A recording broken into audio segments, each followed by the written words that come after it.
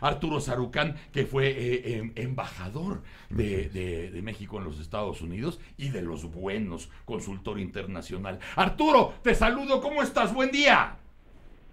Hola, ¿cómo estás? Buenos días y buenos días a todos. Arturo, muy buen día. Creo que estamos hablando en el momento adecuado, porque ya van varios días de negociación entre la comitiva mexicana y los norteamericanos. Nos parece que por las filtraciones y por lo que tú has estado analizando y observando, parece ser que ese arroz ya se coció y que a partir de estos días y de mañana veremos nada más reacciones a lo que pasó dentro de los muros de la Casa Blanca. ¿Tú cómo lo ves?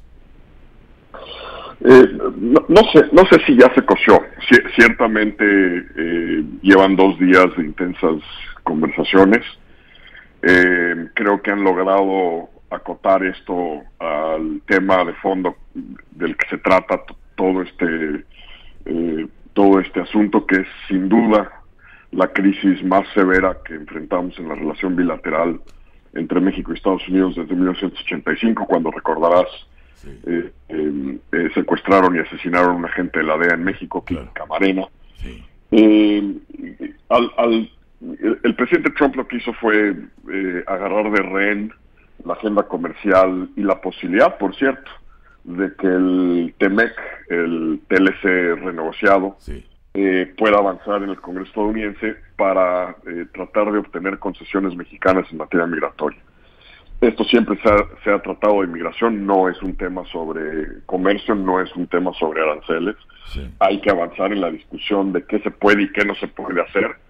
Creo que México tiene que claramente dejar líneas rojas pintadas sobre el piso sobre qué sí y qué no es aceptable. Sí. Creo que tiene que subrayar que no vamos a lograr resolver, como el presidente Trump quiere, en 6 días los flujos de migración centroamericana a través de México sin que se trabaje en una visión integral y a largo plazo. Y eso es lo que han estado discutiendo. Hay algunas indicaciones de que en algunos temas, como por ejemplo desplegar mayores elementos de la Guardia Nacional en la frontera, pues, para evitar cruces indocumentados, parece que es un tema que va avanzando. Pues sí. Parece que va avanzando también la importancia de que México pues ya no canibalice los recursos de el INAMI y de la Comar, porque son 2 dependencias del gobierno federal que juegan un papel central. Pero te soy sincero, yo estoy convencido que el presidente Trump quiere llegar al lunes, quiere imponer la primera tanda de aranceles del 5%, primero porque le gusta negociar desde una posición de fuerza y quiere poder usar ya 2-3 días de aranceles al 5% para forzar a México a conceder aún más. Segundo, porque lo necesita para demostrarle a su sector talibán, a su voto duro del 30-33%, de que efectivamente cumplió con la amenaza ante un país que ha sido su piñata electoral. Claro. Desde el 2016 y que lo va a seguir siendo camino a su intento de reelegirse el próximo año. Pero tú lo advertiste desde el principio de estas semanas. Dijiste, que no confundiéramos, no dejáramos llegar a la confusión del asunto migratorio con los asuntos comerciales, que no podían tener una comunicación o un vínculo entre ellos porque era un gran truco. Tú lo dijiste y parece ser que finalmente arrimaron a la comitiva a esa esquina de decir, sí, va una con la otra y hazle como quieras. Sí, el gran problema aquí es que el presidente Trump, al vincular 2 temas separados, totalmente distintos, vulnera lo que ha sido, pues no es que esté escrito en ningún acuerdo, ni en ningún tratado, pero ha sido un principio no escrito de interacción entre México y Estados Unidos de hace, pues, por lo menos 3 décadas. Sí. Porque en ese momento en que, por cierto, se suscribía el TLC en aquel momento, en 93, los 2 países entendimos que la agenda era tan compleja, que tenía tantas partes en movimiento, que si usábamos temas no relacionados para obtener concesiones, presionar al otro, íbamos a contaminar la agenda en su conjunto y la agenda se iba a detener. Claro. Pues eso es lo que ha hecho Trump Sí. al meter estos dos temas en la misma canasta. Y además advertiste otra cosa, que también ha pasado como medio de noche, pero que es más evidente que el Cerro de Paula. O sea, el asunto del impeachment. Tú le dijiste a la gente en los noticiarios de los Estados Unidos, ojo, porque también esto es una bola de humo, o sea, es una apuesta tan grande la que está haciendo Trump, casi suicida, que también sirve para espantar el fantasma del impeachment, que ya mucha gente está pidiendo, no nada más dentro de Estados Unidos, sino dentro del mismo Congreso.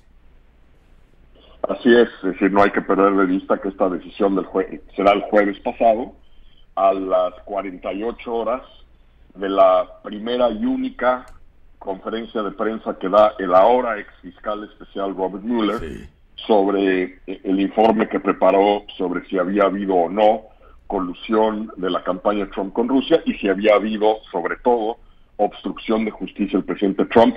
La conferencia de prensa fue demoledora para el presidente, detonó aún más llamados en la bancada demócrata en el Congreso para que se inicie un juicio político de destitución, el impeachment en contra del presidente, y pues qué raro que a las 48 horas el presidente sale con este numerito distractor, y hay que entenderlo claramente, más allá de su fobia por México, que es un tema, tú habrás visto El Padrino, la película sí, del Padrino, claro, cuando Vito Corleone le dice a su hijo Michael, siempre hay que distinguir entre lo que es personal y lo que son negocios. Así es. Bueno, el problema con México es que México para Trump es personal, no es un tema de negocios. Es personal desde que fallaron dos de sus proyectos de desarrollo inmobiliario en México por ahí del 2014. Desde el 2014, un año antes de su campaña, empezó a tuitear contra México y la corrupción y la falta del Estado de Derecho, y que hacía un llamado a todos los empresarios de Estados Unidos a que boicotearan México. Entonces es un tema personal, pero más allá de que además el tema personal le redituó políticamente en su campaña el 2016, hay que entender lo que ocurre el jueves por la tarde, sí, como un intento del presidente por mover las porterías y distraer de lo que acaba de pasar hace 48 horas en este frente tan complejo que va a seguir, por cierto, dando mucho de qué hablar en los días y semanas por venir. Una reflexión que hizo Jorge Ramos, que también conoces muy bien, me pareció que tenía mucho sentido, cuando decía, bueno, de esta forma está apostando a su campaña y a sus duros Trump. Parece suicida, ¿por qué? Porque los estadounidenses también estarán pagando dinero, sacarán dinero o perderán dinero a partir de lo de los aranceles. Y decía Jorge Ramos, meternos en las patas de esos caballos es también una tontería, porque si hay que ganar tiempo y hay que hacer política, el armamento más grande que puede tener México es el lema de la dignidad nacional, lo cual también avienta ante el mundo, ante los ojos del mundo, a Trump como el villano de la película, lo cual te daría tiempo para anunciar al mundo que finalmente sí irás al G20, y entonces ya podríamos tener otra expectativa o por lo menos más margen. Sí, mira, es un hecho que desde mi punto de vista México no debe pestañear.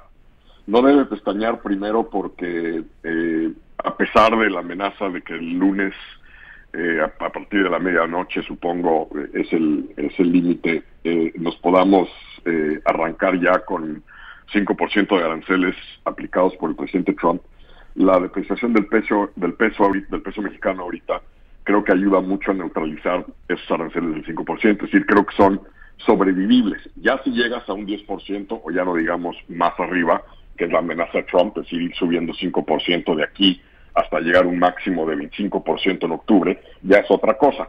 Pero el 5% creo que es sobrevivible para los dos países. Sí.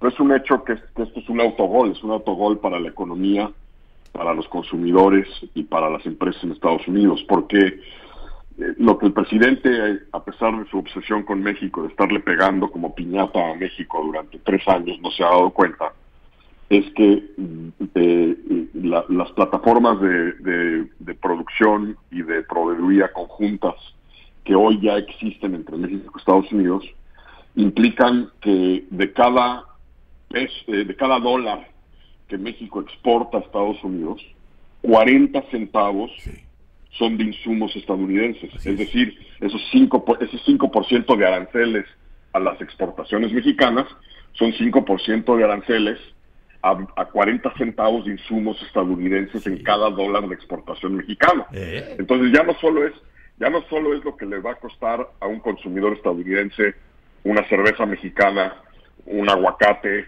o otros productos, frutas y legumbres mexicanas que están en todos los supermercados en Estados Unidos.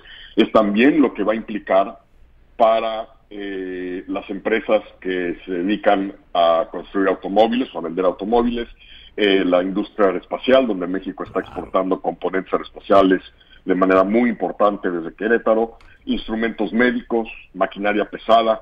Y entonces, aquí esto es lo que explica por qué los gobernadores de Estados Unidos, por qué hasta legisladores republicanos que han tenido la columna vertebral de una amiba cuando se trata de confrontar a Trump estos 2 años, han empezado a levantar la voz porque están aterrados del impacto que esto puede generarle a sus estados, a sus empresas, a sus consumidores.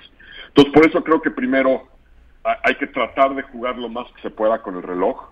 Efectivamente, yo creo que el G20 podría ser un espacio de articulación de México, de alianzas y de voces, de socios comerciales. Y ahí están los países del TPP, ahí hay países con los que tenemos acuerdos de libre comercio, están países podemos movilizar a la Alianza del Pacífico, para precisamente demostrar que México-Canadá acabamos de renegociar después de año y pico, muy complicado, una modernización del TLC, y pues cómo podemos confiar en Estados Unidos si este presidente ignora lo que hemos negociado durante año y medio, porque además estos aranceles, si se aplican el lunes, van a ser violatorios de las obligaciones de Estados Unidos ante la OMC y bajo el propio TLC. Sí. Y entonces uno lo que se figura, a partir de escucharte y escuchar todas las voces interesantes que han surgido en estos días, decir, bueno, lo que nos toca y lo que podemos es cruzar los dedos para tener un gobierno con la capacidad de poder aprovechar el tiempo que se puede ganar para hacerle pagar muy cara la apuesta suicida que hizo Trump y que la sude cada centavo por cada día. Y vamos a estar muy pendientes de eso. Te agradezco que nos des este tiempo. Has sido una de las voces más cotizadas de esta semana. Eres el top 5 de la opinión internacional. Te abrazo, querido Arturo Sarucán. Gracias. Y te agradezco mucho este tiempo. Un gran abrazo y buen fin de semana para ti y para todos tus radioescuchas. Gracias, Arturo. Arturo Sarucán con nosotros en El Mañanero.